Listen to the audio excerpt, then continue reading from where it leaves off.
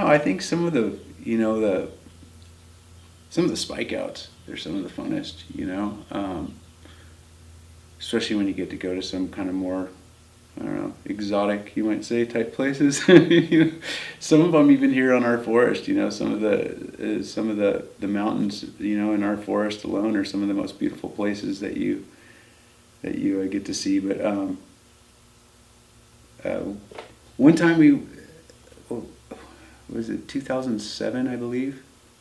We used to go back to the Black Hills for project work for quite a few years, and while we're out there, we're available nationally, for fires. So we went to Minnesota, the Boundary Waters, for fire, and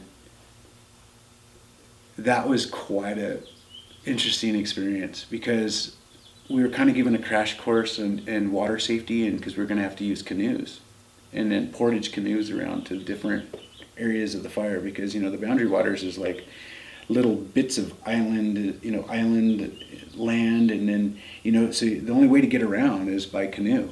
And so they gave us kind of a little crash course on water safety and how to handle canoes, and then we were canoeing around to different parts of the fire, and then we'd have to portage them over little bits of land, and you go cut line here for a little while, mop up this little area, or and so that was way different, than any kind of, and we just spiked out, and they just supported us, for 14 days, we were out, and fire was very close. Part of it was in Canada. We were in the very top of Minnesota there, and so that was pretty interesting. And yeah, there's some funny things that happened. One of the coves that we paddled into, there was a bunch of these. It was filled with all these fish, that we had. When we paddled into this cove, we were like, wow, there's all these fish everywhere, and we found out, they were trying to. I think they were trying to get to another spot to spawn, and.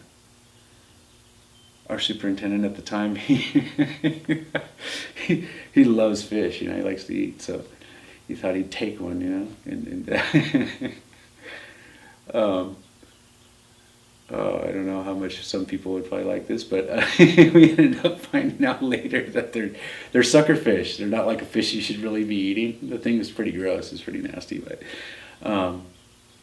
and the people in Minnesota, that the only they only fish for like pike and walleye, are like the two coveted fish that you fish for to mainly consume. And we had a guy come out. What was he? I can't remember exactly what his position was on the line, but he came out and he's all. Somehow the story got back. He's all, the guys out here eating sucker fish, and we had to fess up to it, but.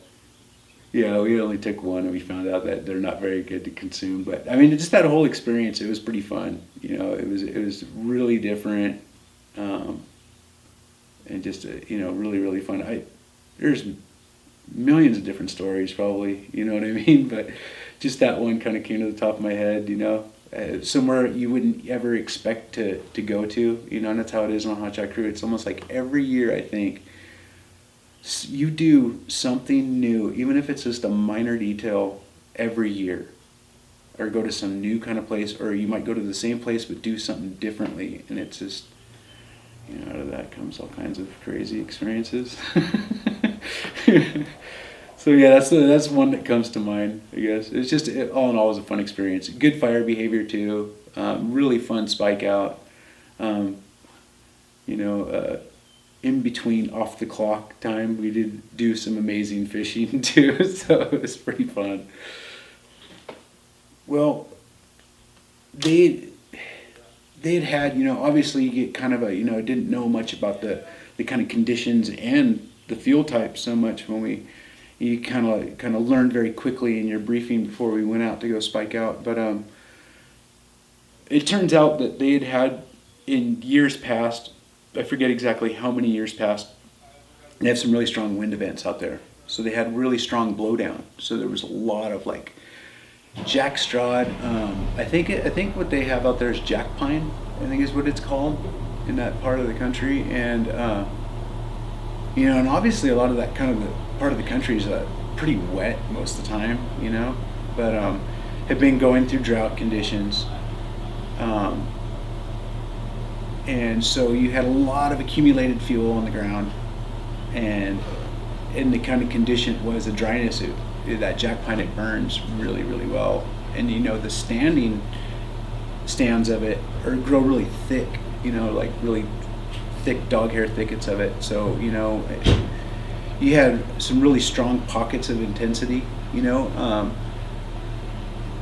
then you have a lot of I don't remember all the species on the ground, but a lot of that really tough grass too, which is you can make line construction pretty tough, at times, but for the most part, there was some definite strong intensity. We were trying to go direct where we could,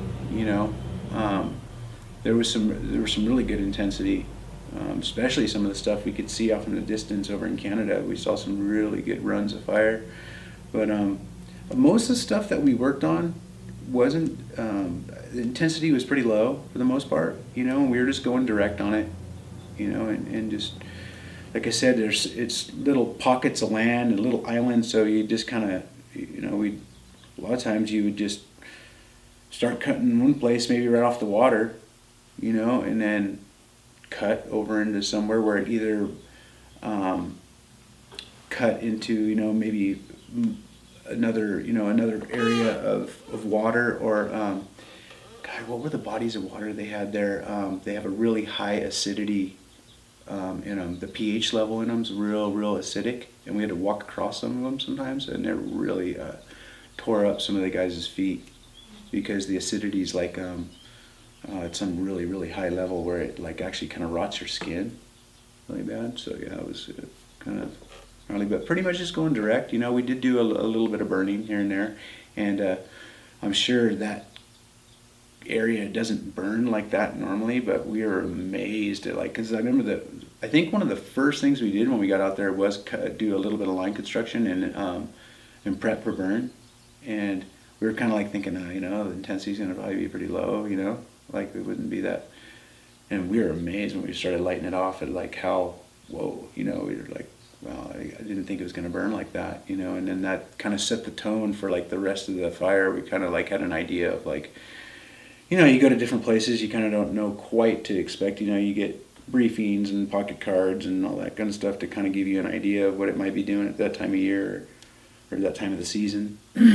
But after we saw that and saw how it burned, it was kind of okay, Sometimes you go back to because I've been to Kentucky too before, in Tennessee, and you think, because the fires we get out here in Region 3, Region 5, and even some of the northern states, we see some pretty radical fire behavior, extreme fire behavior. And when you kind of go back to places like that, you kind of almost tend to think that you're going somewhere where, okay, this is going to be kind of a piece of cake. Well, we kind of realize that it's not, this is going to be, they're in a serious condition right now.